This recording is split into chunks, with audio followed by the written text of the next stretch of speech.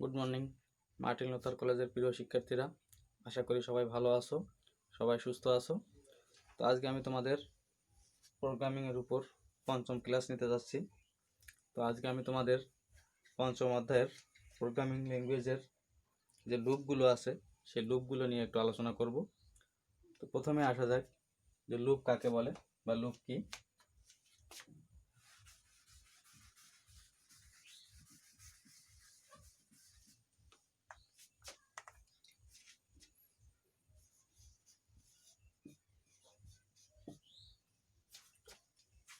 তো প্রোগ্রামে এক বা একাধিক স্টেটমেন্ট নির্দিষ্ট সংখ্যক বার পুনরাবৃত্তি করাকে বলা হয় হচ্ছে লুপ।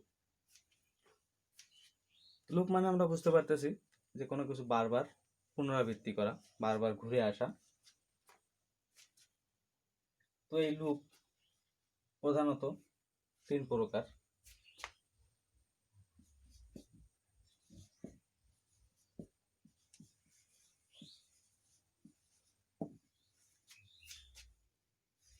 এক নম্বর হচ্ছে সসীম লুপ,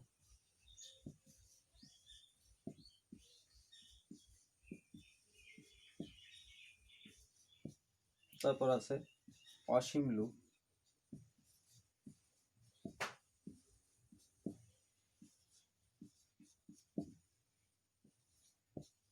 এরপর আছে মধ্যবর্তী লুপ।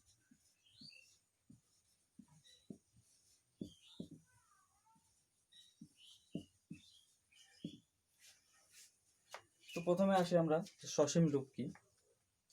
যে লুপ একটি নির্দিষ্ট সংখ্যক বার পুনরাবৃত্তি করবে তাকে বলা হবে সসীম লুপ, অর্থাৎ এই লুপের সীমা দেওয়া থাকবে। যেমন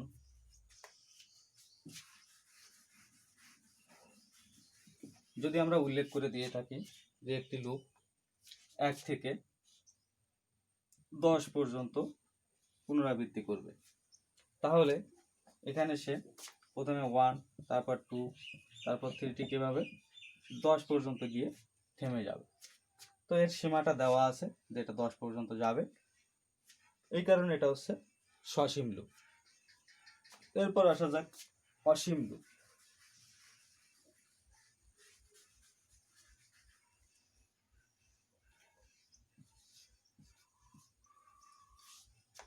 অসীম লুপ হচ্ছে সেই লুপ যে লুপ অনবরত পুনরাবৃত্তি করতে থাকবে, অর্থাৎ যার কোনো শেষ হবে না। যেমন 1 থেকে কোনো একটা লুপ যদি শুরু হয়, সেই লুপটা 1, 2, 3 এভাবে চলতে থাকবে, এর কোনো শেষ হবে না। এই ধরনের লুপ হচ্ছে অসীম লুপ। এরপর আমাদের ছিল যে মধ্যবর্তী লুপ।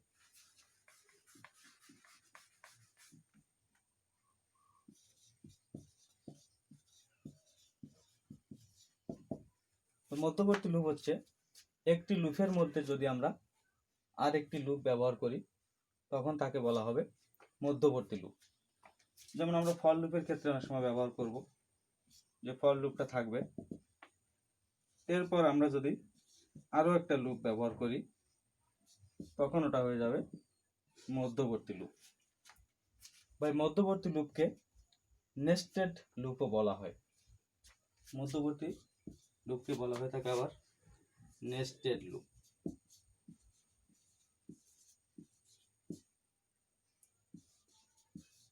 অর্থাৎ লুপের ভিতরে আরেকটা লুপ, এই কারণে এটার নাম হয়েছে নেস্টেড লুপ বা মধ্যবর্তী লুপ।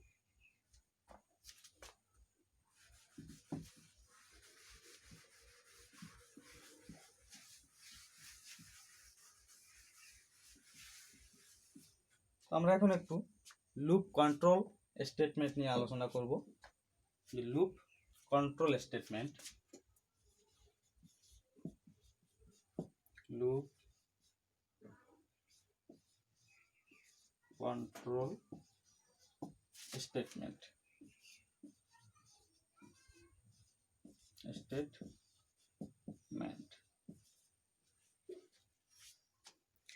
তো লুপ কন্ট্রোল স্টেটমেন্ট প্রোগ্রামে এক বা একাধিক স্টেটমেন্ট নির্দিষ্ট সংখ্যক বার পুনরাবৃত্তি করার জন্য প্রোগ্রামের যে কন্ট্রোল স্টেটমেন্ট ব্যবহার করা হয় তাকে বলা হয় হচ্ছে loop control statement.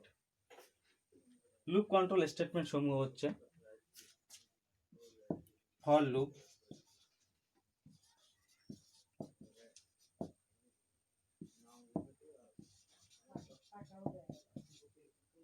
while loop, do while loop।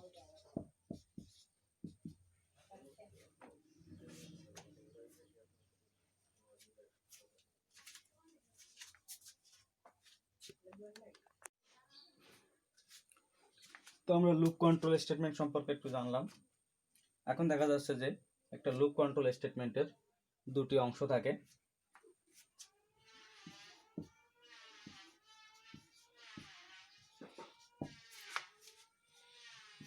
একটা হচ্ছে লুপ ডিক্লারেশন,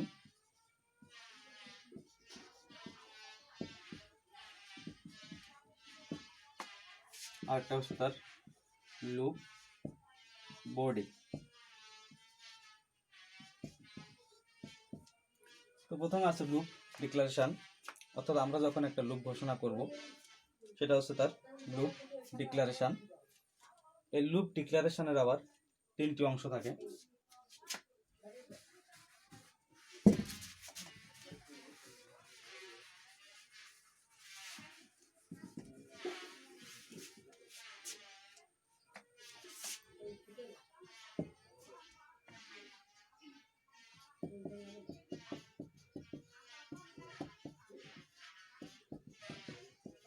ইনিশিয়ালাইজেশন স্টেটমেন্ট,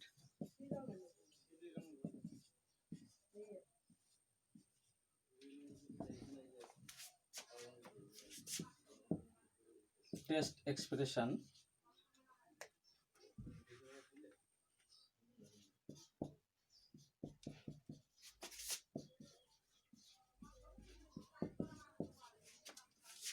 এবং আপডেট স্টেটমেন্ট।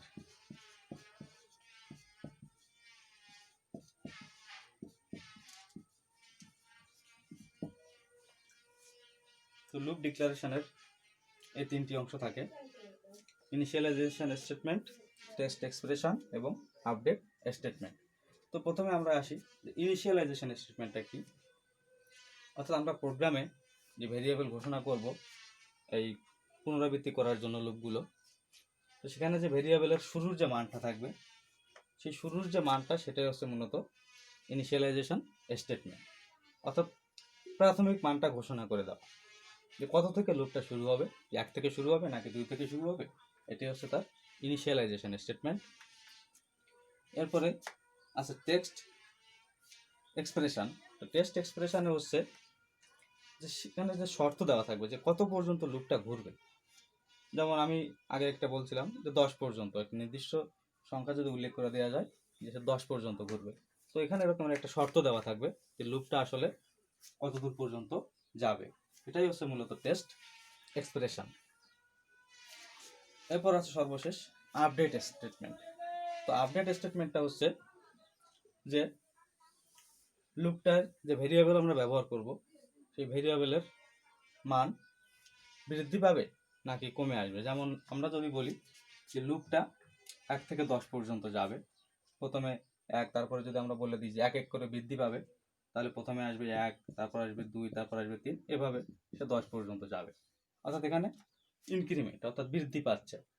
আবার এমন যদি হয় যে আমরা শুরুর মানটা দিলাম 10, তারপরে দেখা যাচ্ছে যে কমে আসবে, যে এখানে ইনক্রিমেন্ট না হয়ে ডিক্রিমেন্ট হবে, অর্থাৎ 10 থেকে সে 1 পর্যন্ত যাবে, তাহলে প্রথম মান হবে 10, তারপরে মান হবে 9, অর্থাৎ 1 1 করে কিন্তু কমে যাচ্ছে।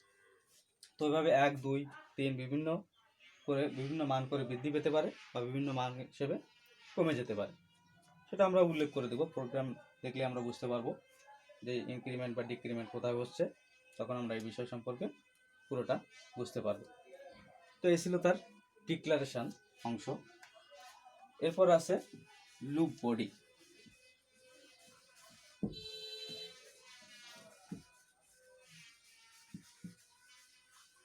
আমরা লুপের মধ্যে যে অংশটাকে পুনরাবৃত্তি করাবো সেই অংশটাই মূলত লুপ বডি।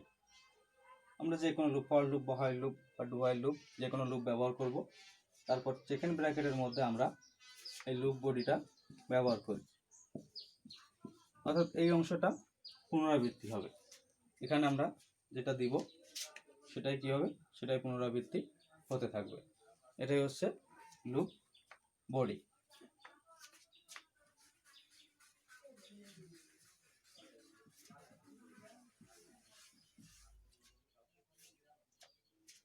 এরপর লুপ বডি এবং টেস্ট কন্ডিশনের উপর ভিত্তি করে লুপ কন্ট্রোল স্টেটমেন্ট সমূহকে আবার দুটি ভাগে ভাগ করা যায়। যে লুপ বডি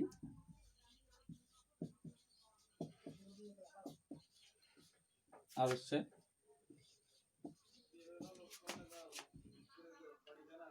টেস্ট কন্ডিশন।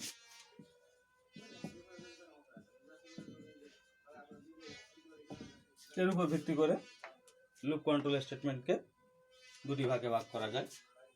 প্রথমত আছে entry control loop.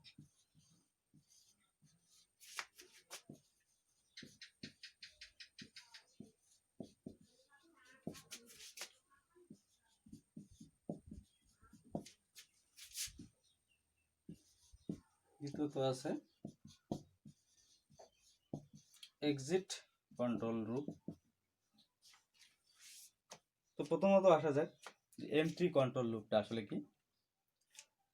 Entry control লুপে হচ্ছে যে শর্তটা প্রথমে দেওয়া থাকবে, প্রথমে যে কোনো বিষয়ের একটা শর্ত দেওয়া থাকবে, শর্তটা প্রথমে চেক করে দেখবে, তারপর প্রোগ্রামে যে লুপ বডি আছে সেই লুপ বডিটা নির্বাহ হবে, অর্থাৎ আগে সে লুপ বডির ভিতরে প্রবেশ করবে না।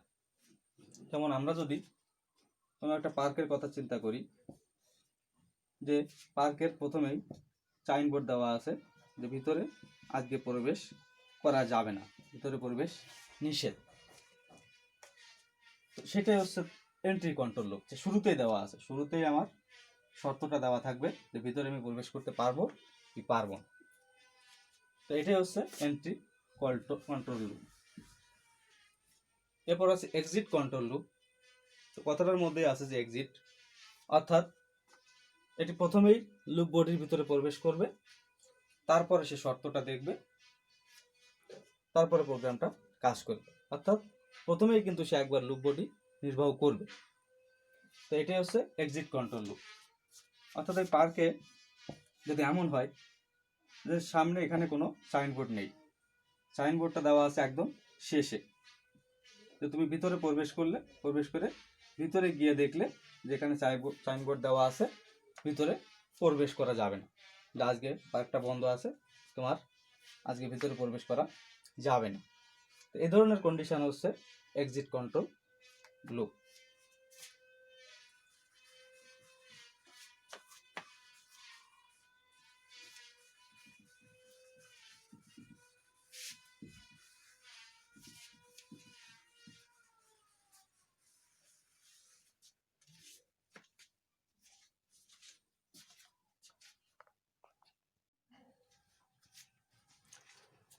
তো প্রোগ্রামের লুপ সম্পর্কে আমরা অনেক কিছু জানলাম।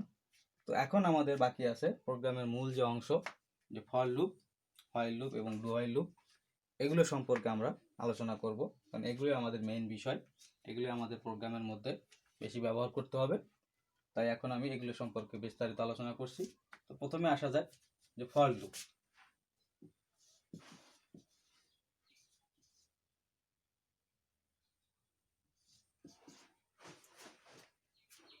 তো ফর লুপের আমরা যে এর আগে এন্ট্রি কন্ট্রোল লুপ, এই এন্ট্রি কন্ট্রোল লুপের মধ্যে মূলত এই ফর লুপটা আসবে। তো আমরা যদি এই ফর লুপের ফ্লো চার্টটা লক্ষ্য করি তাহলে আমরা পুরো বিষয়টা বুঝতে পারবো।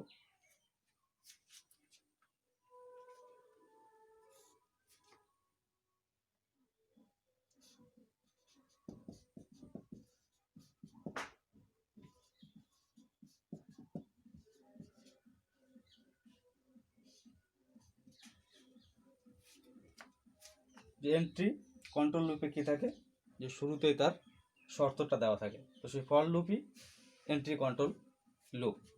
তাহলে এখানেও কি থাকবে, তার শর্তটা দেওয়া থাকবে, অর্থাৎ এখানে থাকবে তার টেস্ট এক্সপ্রেশন।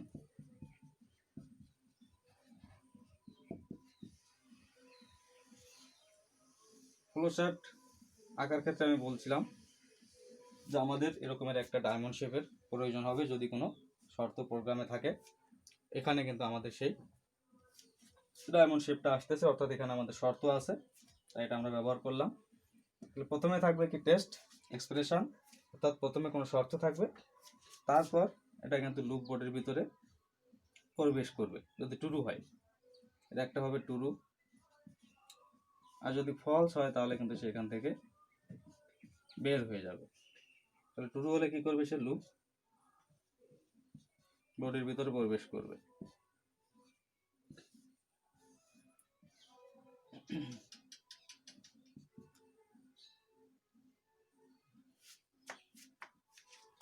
এরপর আছে তার ইনক্রিমেন্ট বা ডিক্রিমেন্ট, অর্থাৎ আপডেট স্টেটমেন্ট।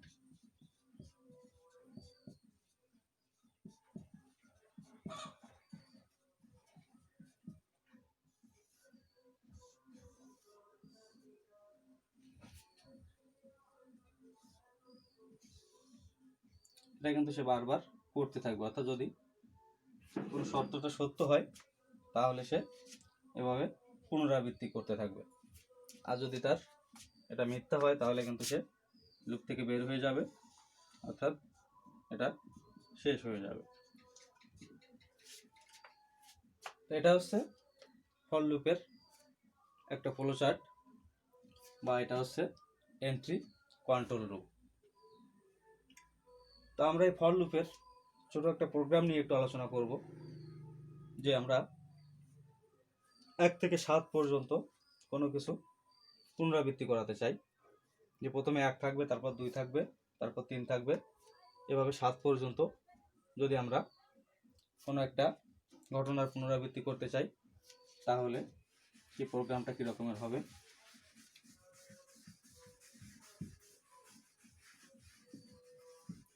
তাহলে আমি এখন ফর লুপেরই একটা প্রোগ্রাম নিয়ে আলোচনা করব। একটা প্রোগ্রাম লেখার ক্ষেত্রে আমি তোমাদের বলছিলাম যে প্রথমে কিছু অংশ লিখে দিয়েছিলাম যে তোমাদের এই অংশটা মুখস্থ রাখতে হবে। হ্যাশ ইনক্লুড stdio.h, অর্থাৎ হেডার ফাইল। এরপর আমাদের থাকবে মেইন ফাংশন, তারপর হচ্ছে আমাদের প্রোগ্রামের শুরু। এখানে আমাদের থাকবে ডেটা টাইপ, যেমন আমি এখানে ইন্টিজার ব্যবহার করতেছি, আর একটা ভেরিয়েবল ঘোষণা করলাম আমি আই। এরপর আমরা লুপটা ব্যবহার করব, এই যে ফর লুপ। ফর লুপের বলছিলাম যে ডিক্লারেশনে 3টি অংশ থাকে, ইনিশিয়ালাইজেশন স্টেটমেন্ট, তারপরে থাকে তার টেস্ট এক্সপ্রেশন, তারপরে তার আপডেট স্টেটমেন্ট। তাহলে এখানে আমরা সেই ঘটনাটা একটু দেখব। আই এর শুরুর মানটা আমরা দিয়ে দিব যে 1, কত থেকে শুরু হচ্ছে লুপটা, 1 থেকে শুরু হচ্ছে, এটাই কিন্তু তার ইনিশিয়ালাইজেশন। এরপর আমরা শর্তটা উল্লেখ করব যে কত পর্যন্ত যাবে, I less than equal to 10, অর্থাৎ সে 10 পর্যন্ত যাবে। যদি আমরা এখানে ইকুয়াল টু ব্যবহার না করি, লেস দ্যান ইকুয়াল টু যদি না দিই, যদি শুধুমাত্র লেস দ্যান চিহ্নটা ব্যবহার করি তাহলে কিন্তু সে 10 পর্যন্ত যাবে না, 10-এর আগে কিন্তু সে থেমে যাবে, 10 পর্যন্ত সে যেতে পারবে না। যদি আমরা ইকুয়াল টু ব্যবহার করি তাহলে কী হবে, সে কিন্তু 10 পর্যন্তই যাবে। তাহলে এটা ছিল তার টেস্ট এক্সপ্রেশন। এরপর হচ্ছে তার আপডেট স্টেটমেন্ট। আপডেট স্টেটমেন্ট এখানে আমরা দুইভাবে লিখতে পারি, একটা লেখা যায় আই প্লাস প্লাস, এটার অর্থ হচ্ছে 1 করে মানটা বৃদ্ধি পাবে, আর যদি আমি এটা লিখি I equal to I plus 1, তাহলে কিন্তু একই ঘটনা ঘটবে, এখানেও কিন্তু মানটা 1 করে বৃদ্ধি পাবে। তো আমরা সবসময়ের জন্য I equal to I plus 1 এটা ব্যবহার করতে শিখব, কারণ আই প্লাস প্লাস 1 করে বৃদ্ধি পাওয়া, এটাও 1 করে বৃদ্ধি পাওয়া, অনেক সময় আমাদের 2 করে বৃদ্ধি হতে পারে, 3 হতে পারে, তখন আমরা কি করব, যদি 2 করে হয় তাহলে এখানে অনেক জায়গায় 2 করে দিব। এখানে যদি তুমি আই প্লাস প্লাস না দিয়ে এরকমের ব্যবহার করো তাহলে কিন্তু কোনো কাজই করবে না। এই কারণে তোমাদের আমি এটা ব্যবহার না করে এটা ব্যবহার করতে বলবো, যাতে তোমাদের ভুল না হয়।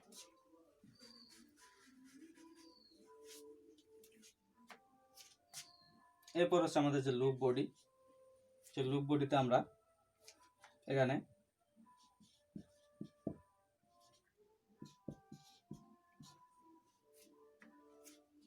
যে কি করতেছে, যেখানে আমি লিখলাম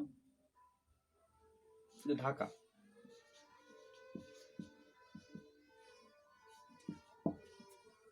অর্থাৎ সে কি করতেছে, প্রিন্ট করতেছে ঢাকা, এবং লুপ বডির ভিতরে কিন্তু আমরা এই অংশটা রাখছি যে প্রিন্টএফ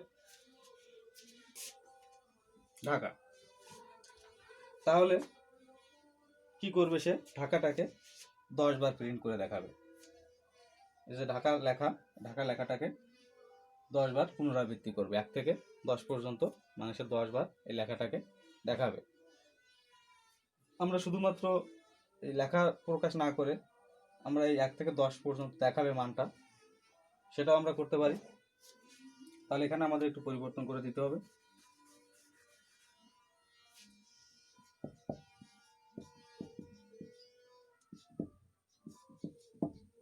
অর্থাৎ আমরা আইটাকে প্রিন্ট করতেছি যে আইটা কতবার দেখাবে। আর এখানে সেকেন্ড ব্র্যাকেট একটা শুরু করলে শেষ করতে হবে, এটা আমরা শেষ করছি। আর উপরে কিন্তু মেইনের যে সেকেন্ড ব্র্যাকেট ছিল ওটা আমরা শেষ করিনি, তাহলে কিন্তু ওটা আমাদের শেষ করে দিয়ে আসতে হবে। তো এখন যদি আমরা এই প্রোগ্রামটা রান করি, তাহলে ফলাফলে দেখাবে 1 2 3 এভাবে ঠিক 10 পর্যন্ত। তো এটা ছিল একটা ফর লুপ। এই ফর লুপে আরও অনেক বিষয় আছে, আমরা অনেকগুলো সংখ্যা যোগ করব বা এরকমের আরও অনেক প্রকার ফ্যাক্টোরিয়াল আছে। গুণ করার ক্ষেত্রে গুণ করবে, এবং যেমন ফ্যাক্টোরিয়াল 5 ফ্যাক্টোরিয়াল যদি হয় তাহলে কি করবে, 1 গুণ 2 গুণ 3 গুণ 4 গুণ 5 এরকমের গুণের ক্ষেত্রেও কিন্তু আমরা এই ফর লুপ ব্যবহার করব। অনেক ক্ষেত্রে এর ব্যবহার আছে। তাহলে আমরা এই অংশটা ভালো করে বুঝবো, তাহলে পরবর্তী যে প্রোগ্রামগুলো আছে সেগুলো কিন্তু আমরা খুব ভালো করে বুঝতে পারবো। তো এটা ছিল ফর লুপ।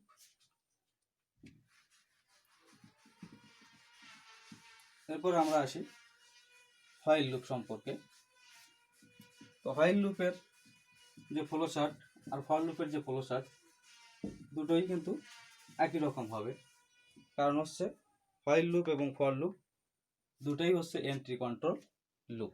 অর্থাৎ আমাদের যে কন্ট্রোল লুপ ছিল এন্ট্রি কন্ট্রোল লুপ, সেই এন্ট্রি কন্ট্রোল লুপের মধ্যে আছে এই ফর লুপ আর হচ্ছে হোয়াইল লুপ। তাই আমি ফ্লো চার্টটা ড্র করতেছি না হোয়াইল লুপের, হোয়াইল লুপ আমি সরাসরি হোয়াইল লুপের যে প্রোগ্রাম আছে সেই প্রোগ্রামটা আমি লিখতেছি, যে প্রোগ্রামের তার ফরম্যাটটা কি রকমের হবে।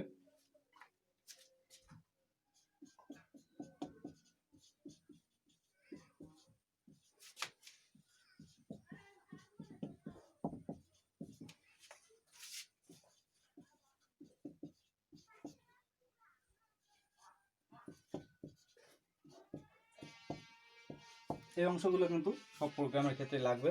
আমি তোমাদের আগেও বলছিলাম হ্যাশ ইনক্লুড stdio.h মেইন, এটা অবশ্যই লাগবে, ডেটা টাইপ উল্লেখ করতে হবে।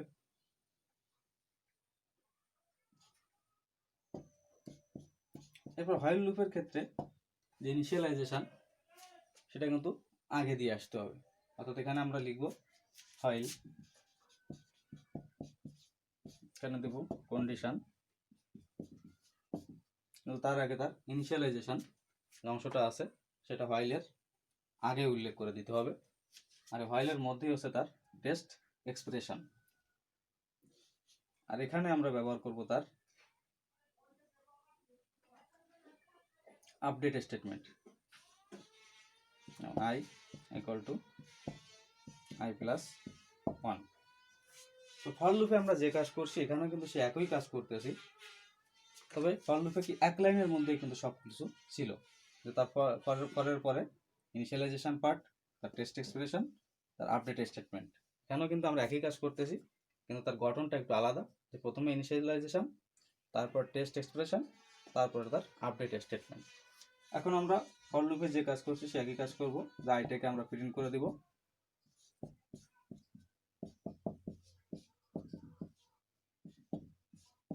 এখানেও কী হবে, 1 থেকে 10 পর্যন্ত মানটা দেখাবে।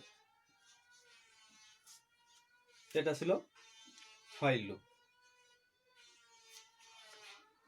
তো এরপরে আমরা আসি আমাদের যে বাকি আছে do while loop.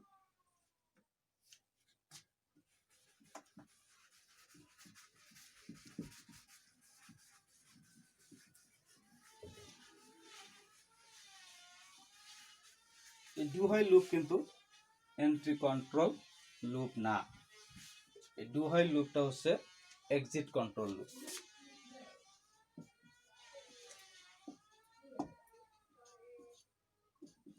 Do while loop, এই ডু হোয়াইল লুপ হচ্ছে এক্সিট কন্ট্রোল লুপ, অর্থাৎ একদম শেষে থাকবে তার শর্তটা। তাহলে প্রথমে আমরা আসি যে ডু হোয়াইল লুপের ফ্লো চার্টটা কি রকমের হবে।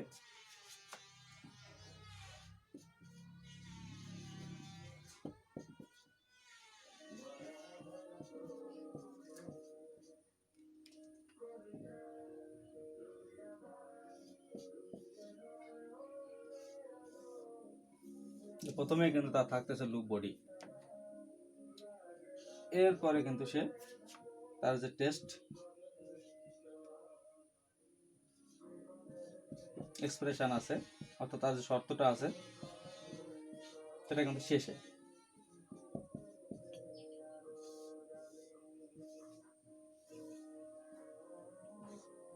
যদি এটা ফলস হয় তাহলে এখান থেকে সে বের হয়ে যাবে, আর যদি এটা সত্য হয় তাহলে কিন্তু আবার সে লুপ বডির ভিতরে প্রবেশ করবে, অর্থাৎ সে পুনরাবৃত্তি করতে থাকবে।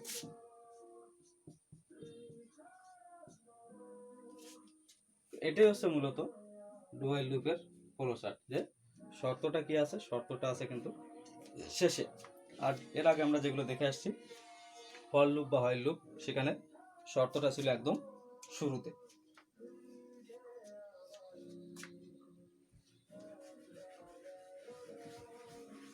তো এখন আমরা ডু হোয়াইল লুপের একটা ছোট প্রোগ্রাম দেখব, যে প্রোগ্রামে তার গঠনটা আসলে কি রকমের।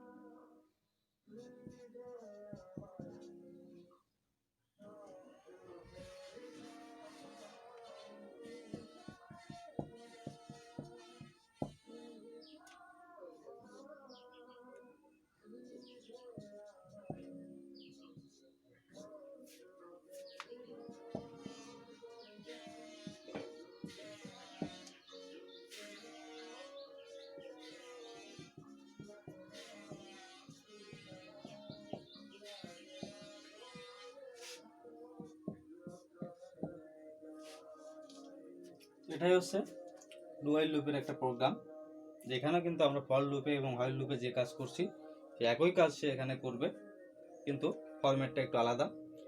যেখানে কি হচ্ছে যে প্রথমে কিন্তু তার ইনিশিয়ালাইজেশন মান, প্রথমে সে মানটা শুরুর মান কত সেটা ঘোষণা করে দিচ্ছে, তারপরে তার ডু এর ভিতরে আসতেছে যে I equal to I plus 1, সে কিন্তু এখানে ইনক্রিমেন্ট করতেছে, অর্থাৎ তার যে আপডেট স্টেটমেন্ট আছে সেটা কিন্তু এখানে চলে আসতেছে, অর্থাৎ সে কিন্তু লুপ বডির ভিতরে আগেই প্রবেশ করতেছে। তারপরে একদম শেষে আছে তার শর্তটা, শর্তটা আছে কি I less than equal to 10, অর্থাৎ সে কত পর্যন্ত যাবে।